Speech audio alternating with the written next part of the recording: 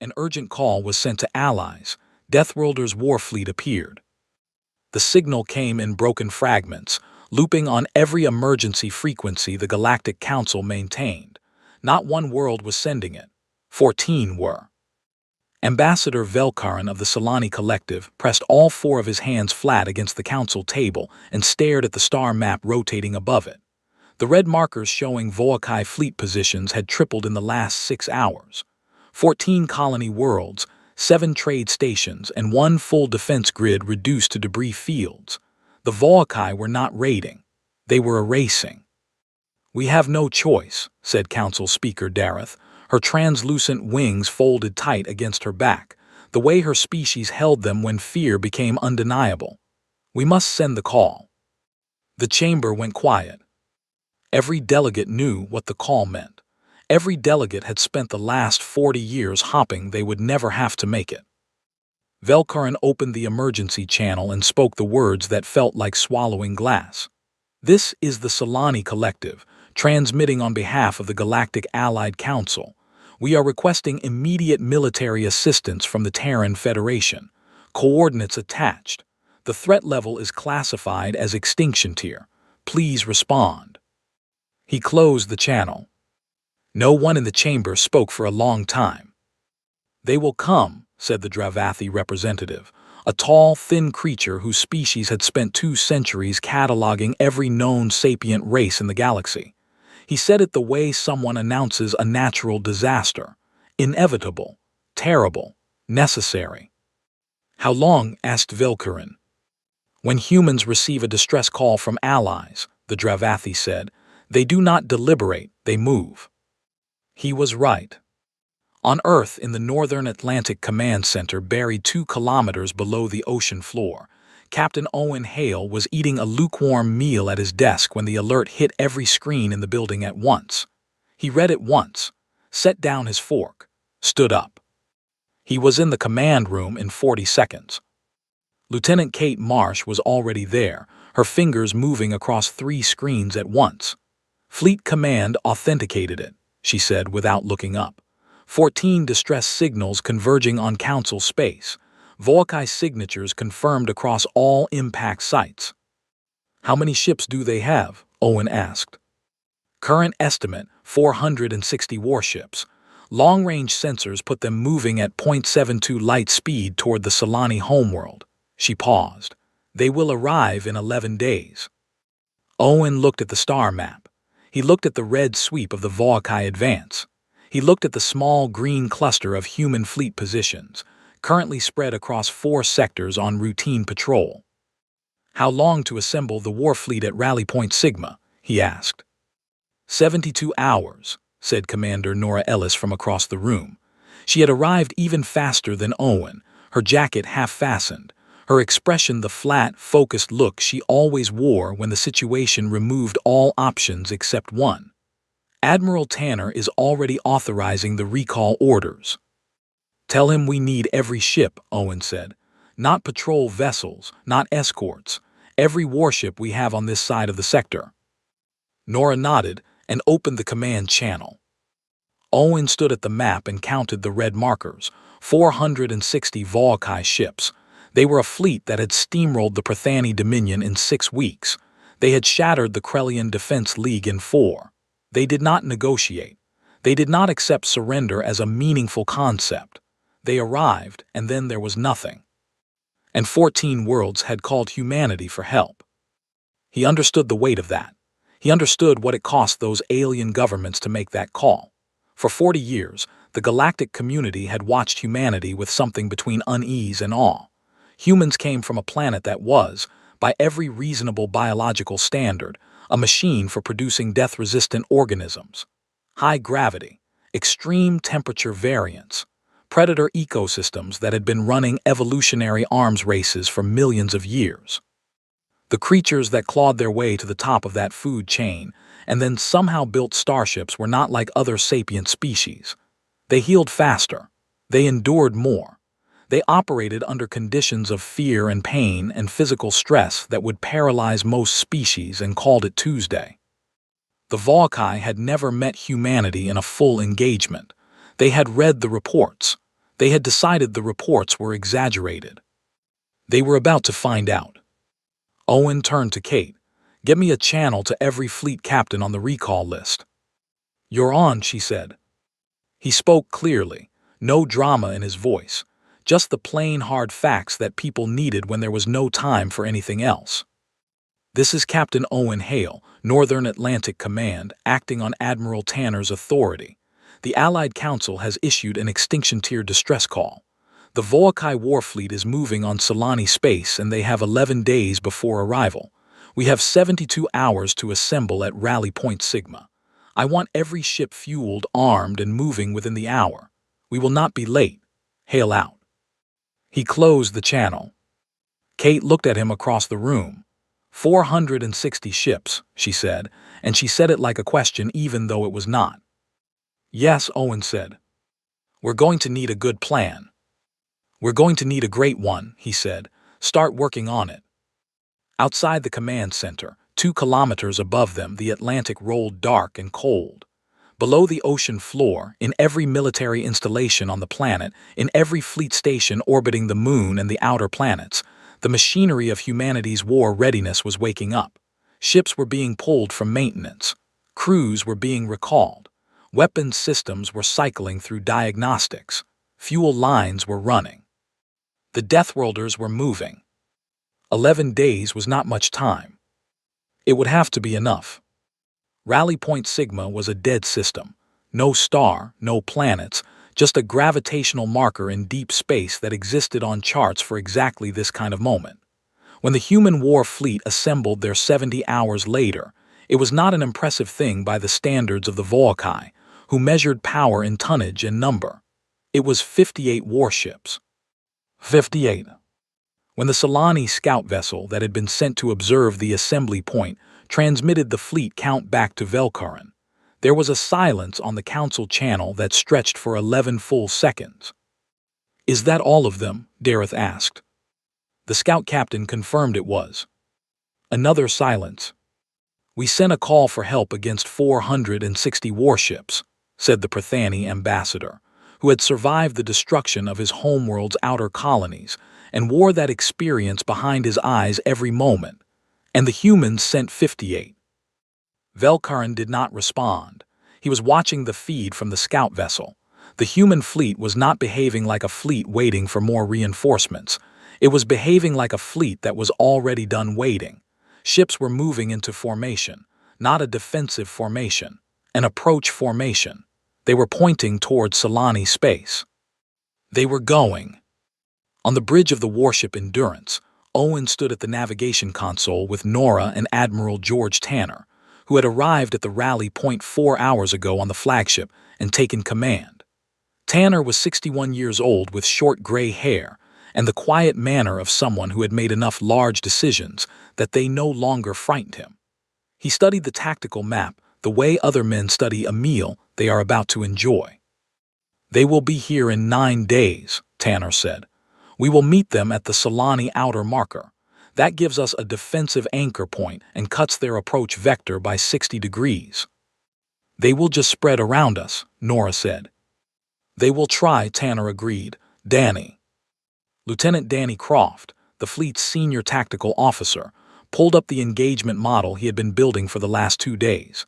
He was 29, thin, with the kind of focused calm that comes from having been in enough simulated engagements to stop confusing urgency with panic. "Volkai fleet doctrine is layered forward pressure," he said. "They push their heaviest ships first to absorb counterfire, then roll the strike wings through the gap. Every fleet they have hit has engaged the front line and gotten flanked when the strike wings came around." "So we don't engage the front line," Owen said. "We don't engage the front line," Danny confirmed. "We let them push. We pull back in a curve fast enough that their heavy ships overextend chasing us. Then we split the fleet into 3 groups and hit the exposed midsection from 3 angles simultaneously." "What happens when they redirect the strike wings?" Nora asked. "We are counting on them doing that," Danny said. He moved a marker on the map. "When the strike wings turn to respond, they expose their engine sections to Group 3. At that point, Group 3 is running full acceleration directly into that exposure. not firing from range, directly into it.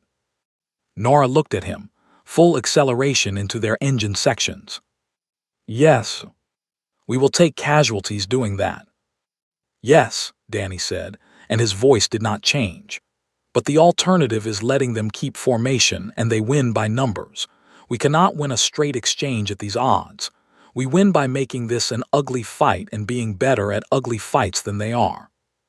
Tanner looked at the model for a long moment. How ugly? Bad, Danny said honestly, but we walk away, they don't. Approved, Tanner said. Brief every captain. I want everyone in position by day 7. The fleet moved. It moved the way human fleets moved, which is to say it moved with the particular kind of purposefulness that other species found unsettling. There was no deliberation in it, no hesitation.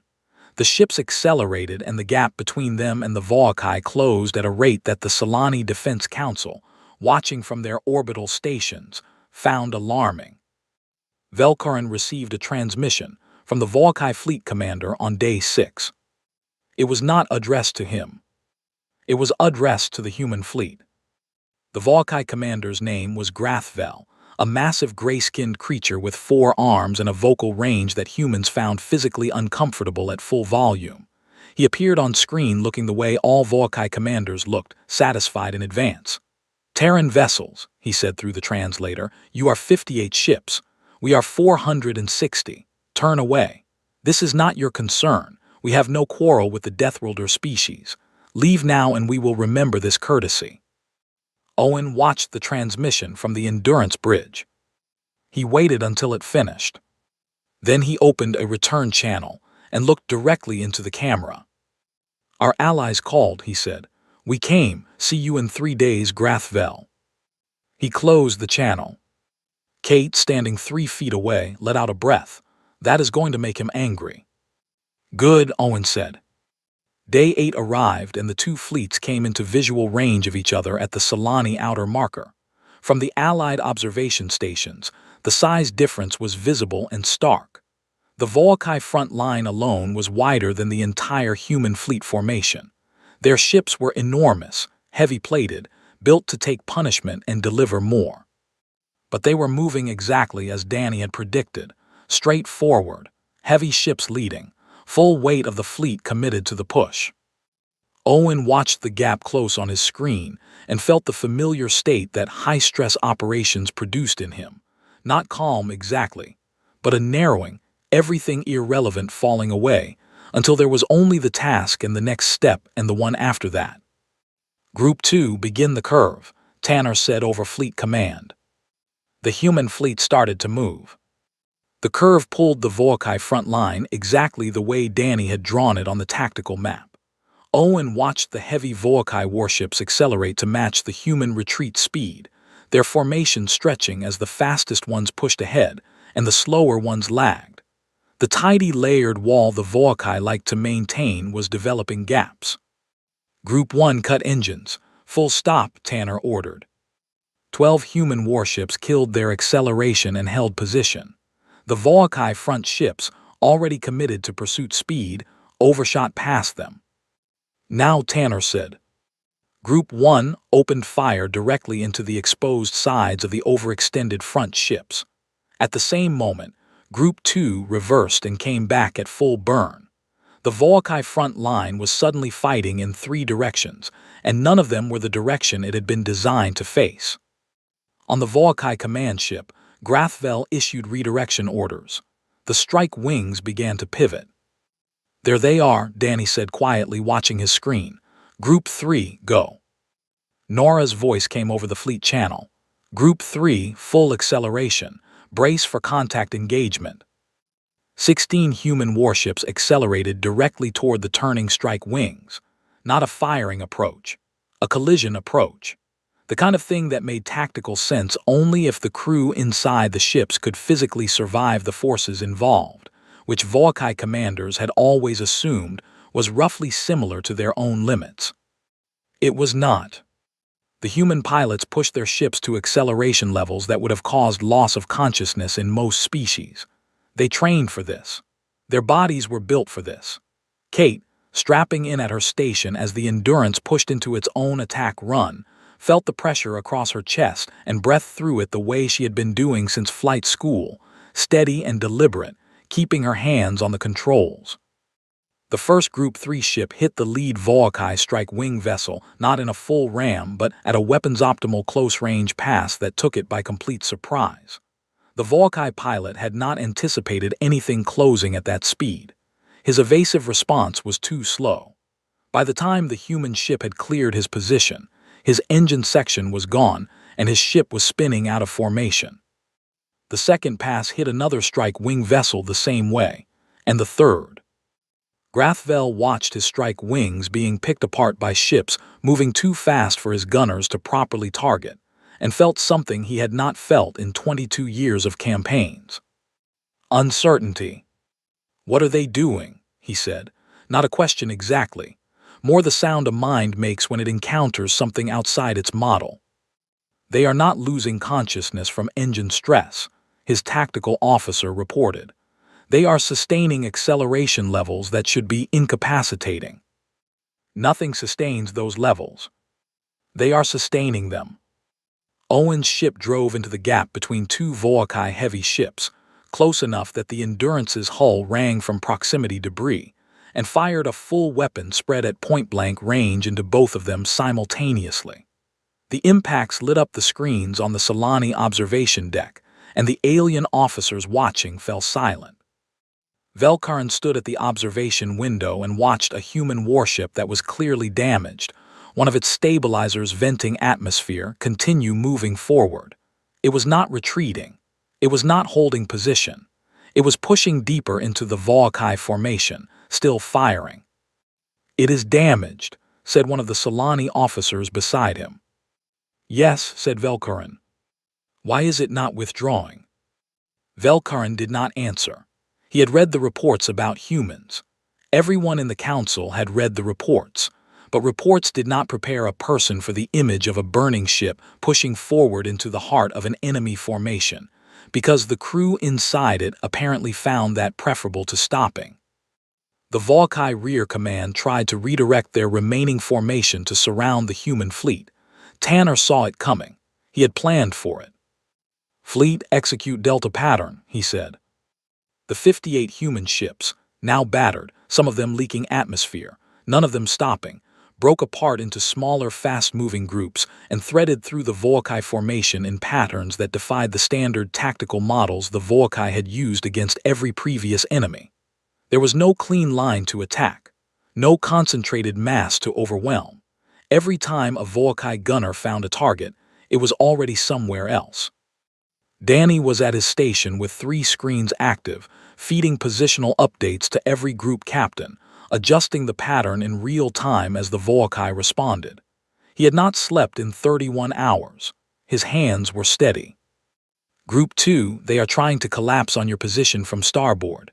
Full burn, heading 274. Go now." The group went. The Volkai collapser formation found empty space where the human ships had been. Grathvel had fought 41 engagements. He had never lost one. He had never been in one where the enemy moved like they did not care whether they survived the next 30 seconds as long as they did enough damage in those 30 seconds. Most species fought to preserve themselves. Preservation was the bottom of all tactical logic. You preserved your forces and expended the enemy's. These creatures did not behave that way. He looked at his casualty reports. 31 of his ships were out of the engagement. The humans had lost 9. The ratio was wrong. It was very wrong. Against a fleet of 58, losing 31 ships in the first 2 hours of engagement was not survivable math. He opened the fleet channel and issued new orders. "All ships full forward, overwhelmed by mass, push through." He had 460 ships. Even burning through them at this rate, volume should win. It had to win. Owen read the Volkai response on his screen and looked at Tanner. "He is going all in," Owen said. "He has to," Tanner said. "He has no other option that works for him, which means we are about to have a very difficult few hours." "Group positions." "Holding," Danny said. But Group 3 has taken heavy damage. Nora's ship is still moving, but her weapons output is down to 40%. Owen looked at the Volkai mass bearing down on the human fleet positions. 460 minus 31 was still a very large number. He opened his channel. All groups, this is Hale. Hold your positions. They are committing everything because we have forced them to. That means we are winning. Hold. The Volkai mass push hit the human fleet like a wall of water hitting stone. Owen felt the Endurance shudder under 3 simultaneous weapon impacts and grabbed the console edge to keep his footing. 2 stations across the bridge sparked and went dark. Kate cut across to the backup systems and had them running again in 40 seconds. Hull integrity at 73%, she called out. Weapons. All primary systems active. The fleet channel was full of voices, group captains reporting, adjusting, relaying damage and position.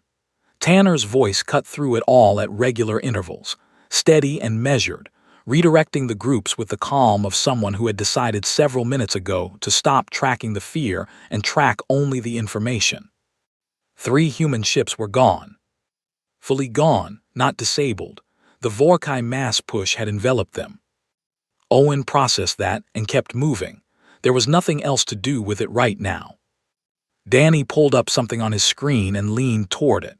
He went quiet for 6 full seconds, which on a battle bridge was noticeable. Danny, Owen said. There is a pattern in their formation, Danny said. He rotated the tactical map. Look at this. Their heaviest ships are clustered in a cone shape on the left flank. That concentration means their right flank is relatively thin. It is their strike wing staging zone. If you pull ships off that side to reinforce the push, that staging zone becomes a gap. They are going to pull those ships, Nora said over the fleet channel. She had been listening. Danny, what are you seeing? A window, Danny said. If we can force them to commit one more reinforcement wave from that right flank staging zone, there will be a passage through it. A narrow one. Not enough room for a full group. Room for one ship making a direct run at full speed. Silence on the channel for 2 seconds. A direct run at what? Tanner asked. Danny traced the line on the map. The Volkai command ship. Grathvel is running this engagement from there. Their fleet coordination is centralized. It is the way all Volkai fleet command works. You take the command ship out and 400 ships suddenly have no unified direction. They fight individually. We can manage individual ships. One ship, Tanner said, making a direct run through a gap in 400 Volkai vessels. Yes, Danny said. Another silence. I will run it, Owen said. Owen, Nora said, her voice flat, which was the only way she ever expressed something she did not want to express. I know, he said. Tanner, I need groups 1 and 2 to hit that right flank hard and keep hitting it until they pull reinforcements across. That is the trigger. The moment those ships move, I will know the gap is forming.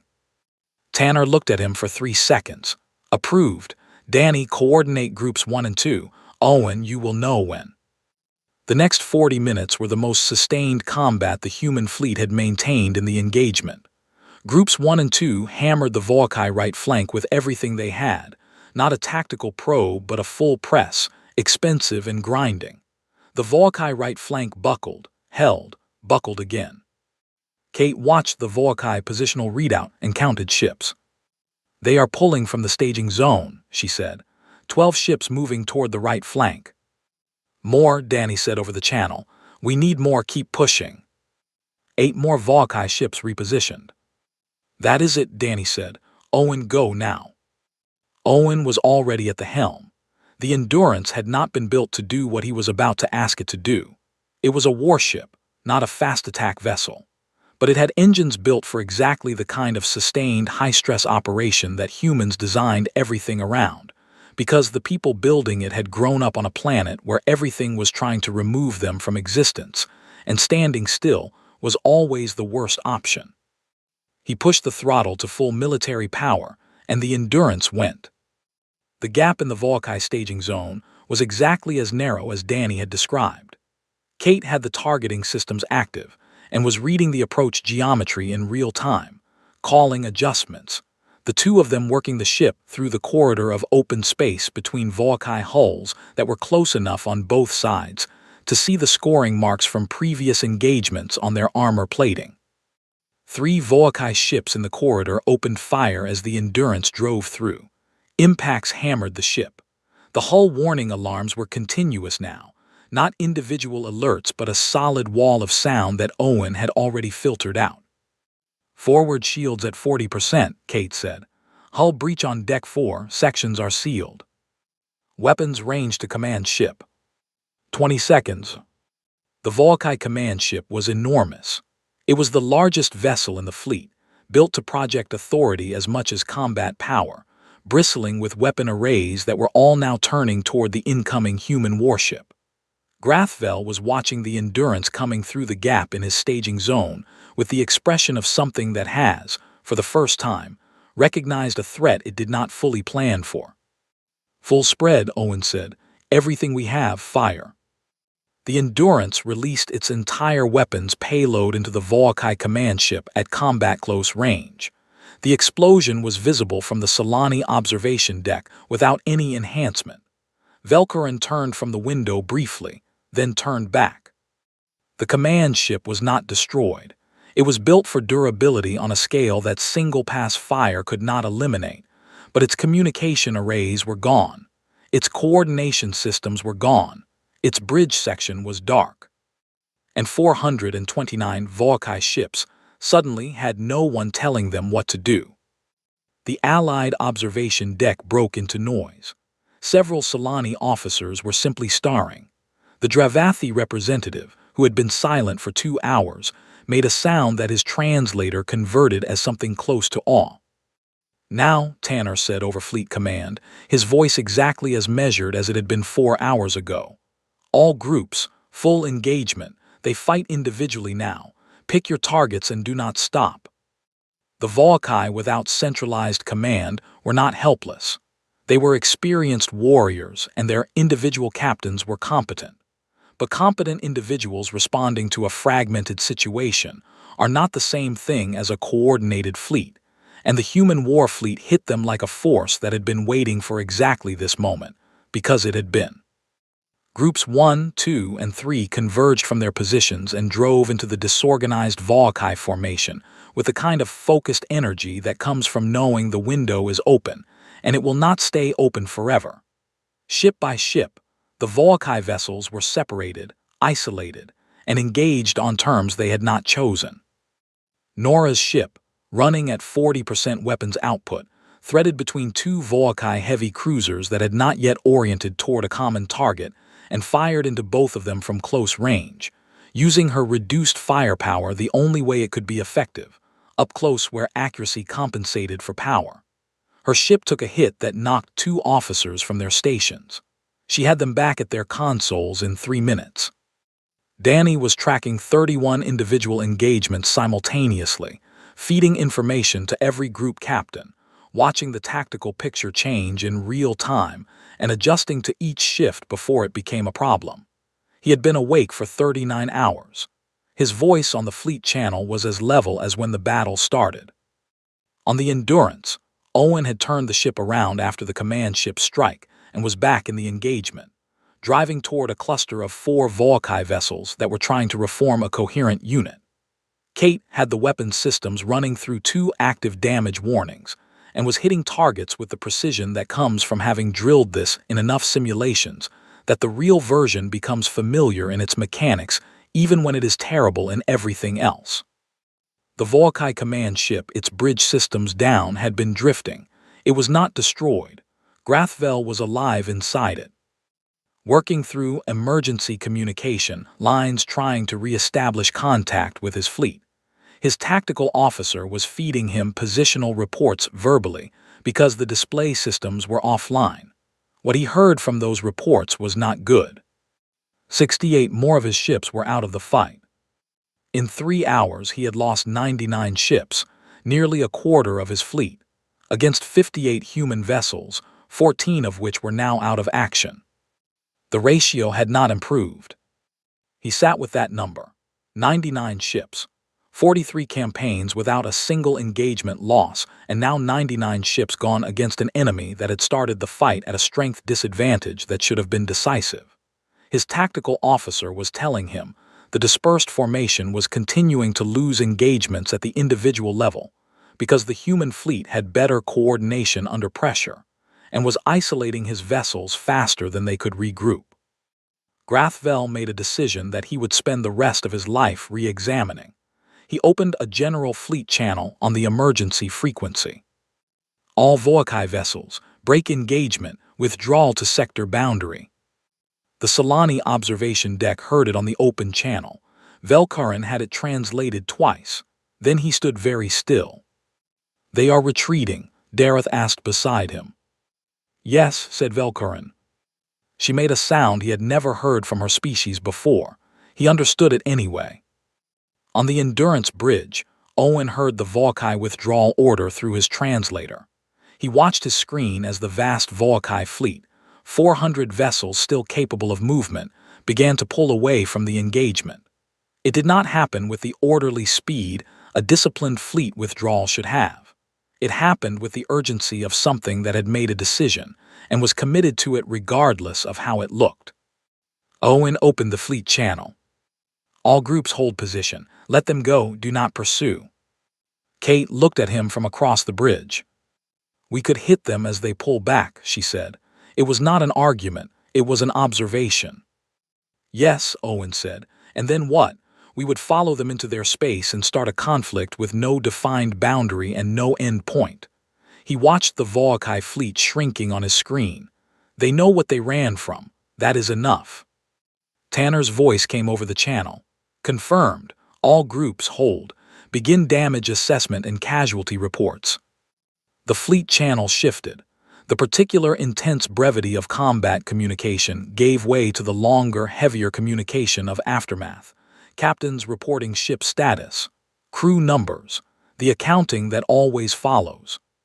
14 human ships had been lost. Owen stood with that number and did not move for a moment. He knew those captains. He had briefed them at Rally Point Sigma.